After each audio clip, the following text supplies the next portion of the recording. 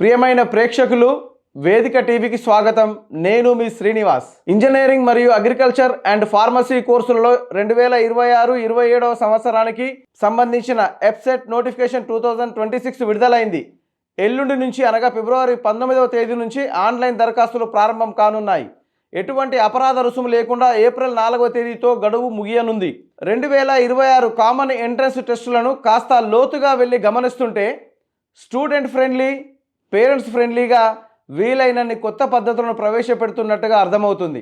ఎఫ్సెట్, EdCET, LAWCET, PGCET, ECET పలు రకాల అన్ని కామన్ ఎంట్రన్స్ టెస్టులకు పెద్దన్న పాత్ర పోషిస్తున్న తెలంగాణ రాష్ట్ర ఉన్నత విద్యామండలి ఉన్నతాధికారులు పట్టుదలగా ఉన్నారు.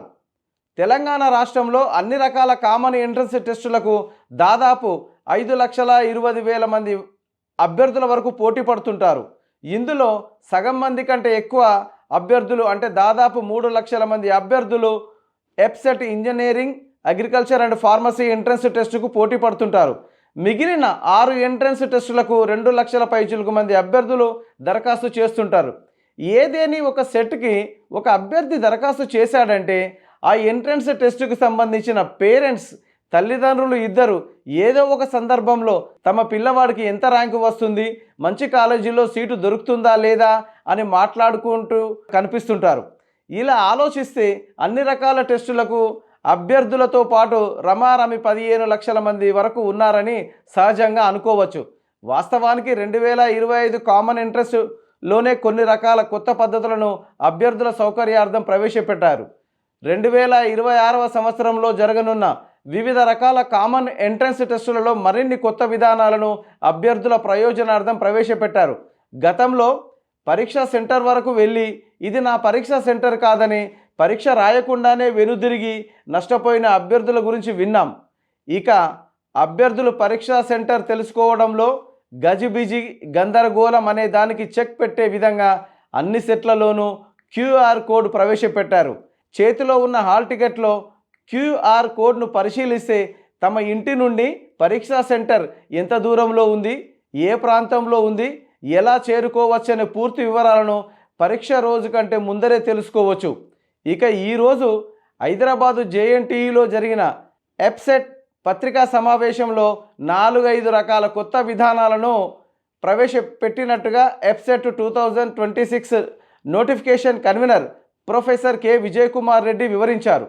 2026 ఎఫ్సెట్ నోటిఫికేషన్ నిర్వహణ బాధ్యతలను హైదరాబాద్లోని జవహర్లాల్ నెహ్రూ టెక్నాలజికల్ యూనివర్సిటీ చేపడుతున్న సంగతి తెలిసిందే. కొత్తగా ప్రవేశపెట్టిన దాంట్లో మొదటిది 2026కు ఏం ఇంట్రడ్యూస్ చేసినామనే దాంట్లో ఫస్ట్ అయితే ఇంపార్టెంట్ వన్ ఈజ్ ఇమ్మీడియట్గా స్కోర్ డిస్ప్లే అవుతుంది based on the preliminary score.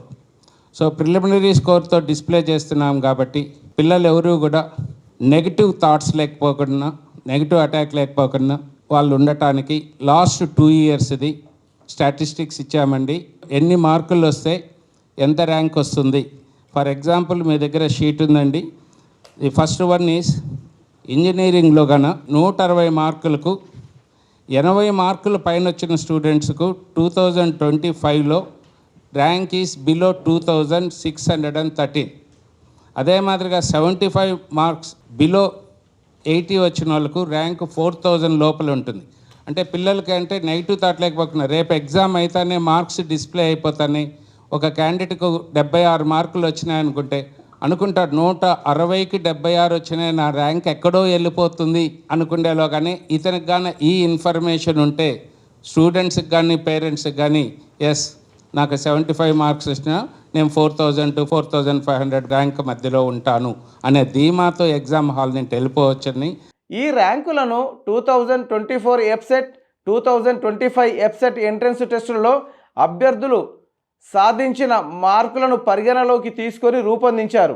Engineering కోర్సులను అభ్యసించాలనే ఆసక్తి, అర్హత గల అభ్యర్థులు ఒక చౌరస్తాలో ఉన్నటువంటి 4 రకాల దారుల వైపు తొంగి చూస్తుంటారు. ఇక్కడ ప్రపంచ శ్రేణి విద్యా దిగ్గజ సంస్థలైన ఐఐటీలు, ట్రిపుల్ ఎన్ఐటీల ఇంజనీరింగ్ కోర్సులు, ప్రతిష్టాత్మకమైన ప్రైవేటు యూనివర్సిటీల కోర్సులు, తెలంగాణ రాష్ట్రంలోని యూనివర్సిటీ క్యాంపస్లో గల ఇంజనీరింగ్ కోర్సులు, టాప్ 10 ప్రైవేటు ఇంజనీరింగ్ కాలేజీల కోర్సుల వంటివి ఉంటాయి. ఇక రెండవది, చేతిలోని మొబైల్ ఫోన్తో ఎప్సెట్ వెబ్సైట్ ద్వారా ఆన్లైన్ దరఖాస్తు చేసుకునే సౌలభ్యం ఉంది. రిమోట్ ఏరియాలో ప్రతి ఒక్కరికి సిస్టమ్స్ ఉండదు, ల్యాప్టాప్లు ఉండవు. కాబట్టి వాళ్ళు ఇంటర్నెట్ సెంటర్కి వెళ్ళిపోయి అప్లికేషన్ సబ్మిట్ చేస్తున్నారు. కాబట్టి అక్కడ వాళ్ళు కొన్ని ఇబ్బందులు, వాళ్ళు ఏదో చెప్తే ఇంటర్నెట్ సెంటర్ అతనికి వచ్చిన డేటానో అడ్రస్ అతను ఫోన్ నెంబర్ పెట్టి ఇబ్బందులు వస్తున్నాయని ఈసారి మొబైల్ కంపాటబిలిటీ కూడా ఇచ్చామండి for online submission of application. మూడవది, ఎప్సెట్ రిజిస్ట్రేషన్ అభ్యర్థి స్టేటస్ తెలుసుకోవడం. ఈసారి నో యువర్ రిజిస్ట్రేషన్ స్టేటస్ అంటే ఒకసారి పిల్లలు ఏం చేస్తారంటే మా అబ్బాయి అప్లికేషన్ పెట్టాడండి హాల్ టికెట్ రాలేదని వస్తుంటారు. ఇటువంటివి it is only very meagre in number, probably it is 10 or 15 applications.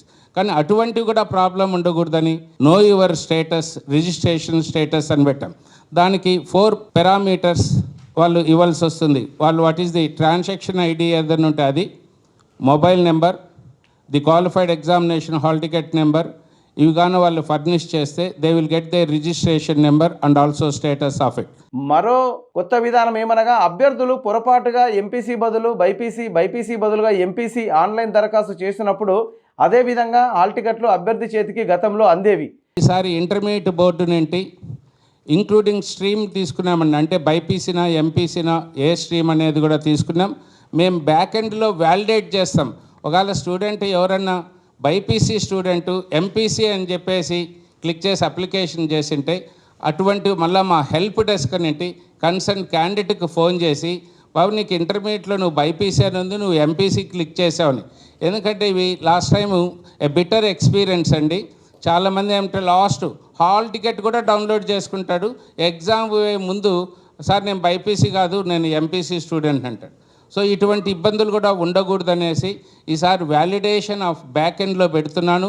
Weather ఆ స్ట్రీమ్ కానీ మ్యాపింగ్ కాకపోతే మా హెల్ప్ డెస్క్ నుండి వాళ్ళకి ఫోన్ చేసి అడుగుతాం. The examination starts from 4th May.